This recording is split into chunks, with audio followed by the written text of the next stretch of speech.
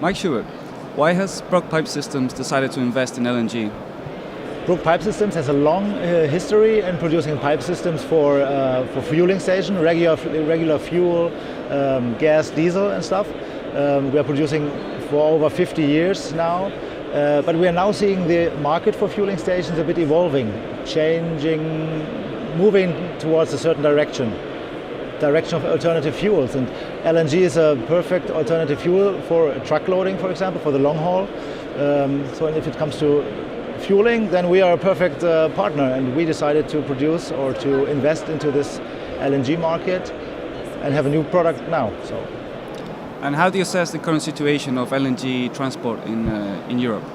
Yeah, the LNG transport in Europe still has to develop. There are certain projects out. There's the NGVA, National Gas Vehicle Association, has a product, Blue Corridors. Then there's a product in Hungary, for example. There are certain small projects out to develop the market, to develop the network of LNG, but it still needs time. This is a chicken and egg problem. It still needs time to develop the market and put the LNG fueling stations, for example, into the right position so that a constant network throughout Europe is there. Because compared to other parts of the world, like Argentina, Brazil, the States, Europe seems to be quite far behind in terms of natural gas transport. So why do you think that is? Why has Europe taken so long to get closer to these countries? For example, US, you said US, or China. China is as well a huge LNG market. Those countries are countries with long distances between the cities.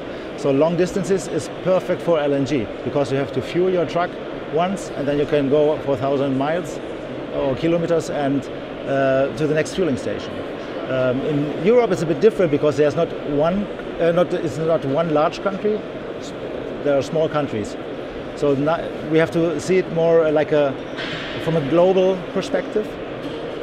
See Europe as one country,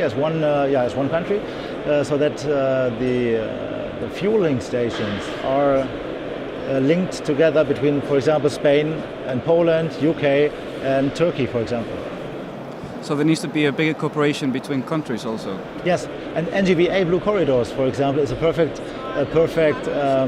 project for that. This is co-funded by the EU Commission. So this is a perfect project to get all these countries together, to link them in one constant project.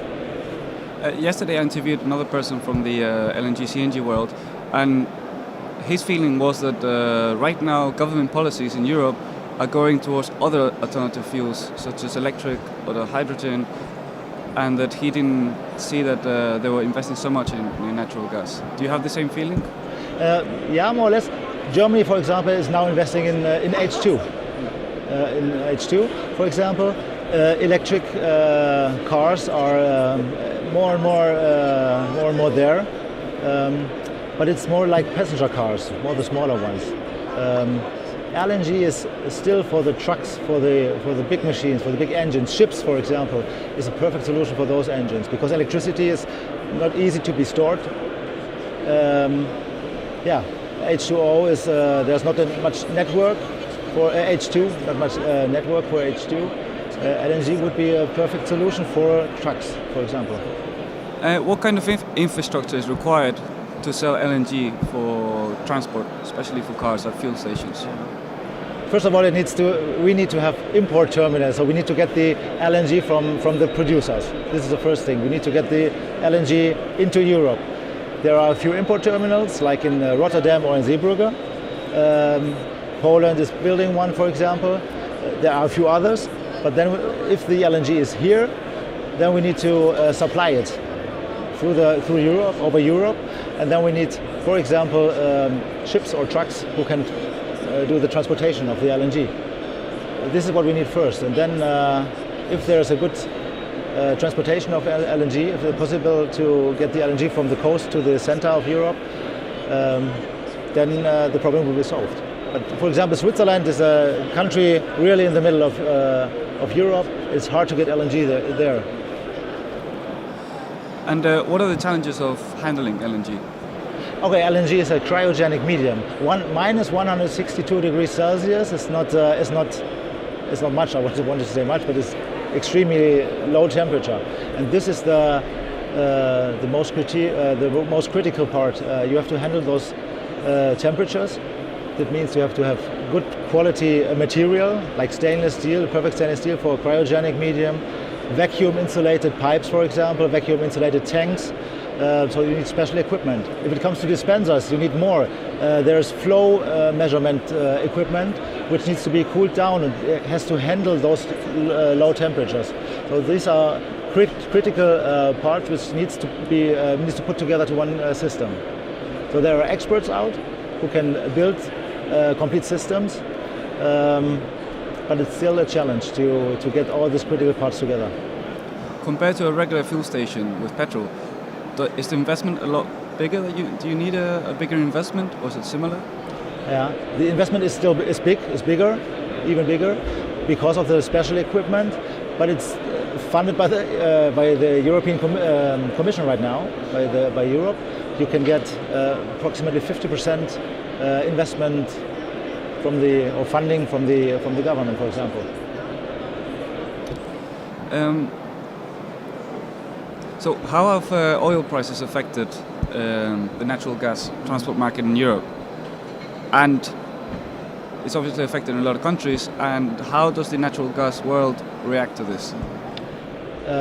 Natural gas and oil price was linked together until 2000 and what is that, 4, 6, something like this, more or less. They had the same price level. And then in 2009, oil price starts rising and natural gas was still still stable.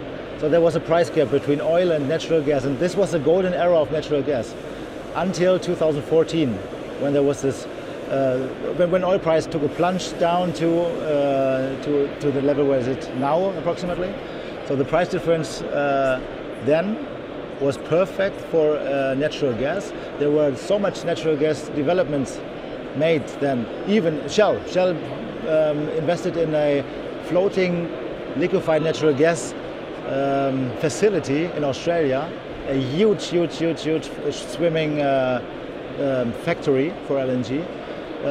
This was a golden era. Everybody wanted to participate, but now it's a bit difficult to get this stuff feasible. The price differential is still there. There's still a price difference, but not that much as in the golden era. So the way forward for LNG, what will it be? As you were saying before, cooperation and improving the materials, so you look for better margins. What is the plan for a LNG company right now? This is always a chicken and egg problem.